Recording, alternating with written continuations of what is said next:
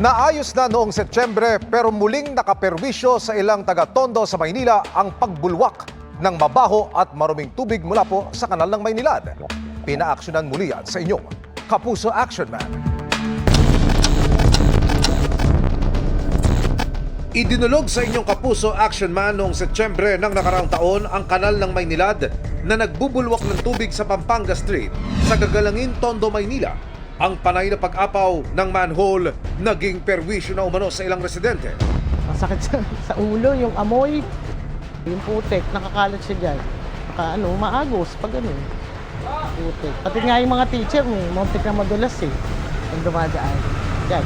Inilapit natin sa Maynilad ng Sumbong at base sa kanilang investigasyon, naipong tubig mula sa ulan umano ang nag-overflow mula sa manhole dahilan para magbara ang drainage system sa lugar. Agad silang nag-deploy ng declogging team na siyang nag-alis ng bara.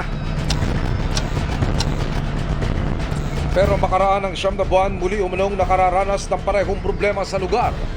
Sa video na ipinadala sa inyong Kapuso Action Man, makikita na naman ang manhole na nagbubulwak ng tubig.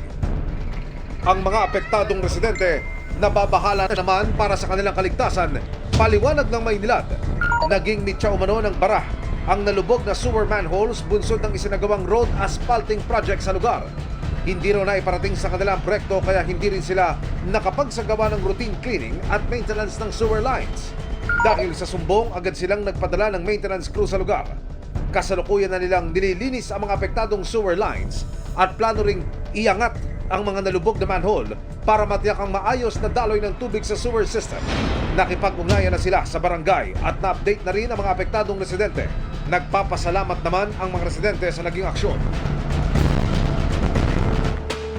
Mission accomplished tayo mga kapuso. Para sa inyong mga sumbong, pwedeng mag-message sa Kapuso Action Man Facebook page o magtungo sa GMA Action Center sa GMA Network Drive Corner, Samar Avenue, Diliman, Quezon City. Dahil sa anumang reklamo, pang-aabuso o katiwalian, tiyak may katapat na aksyon sa inyong Kapuso Action Man.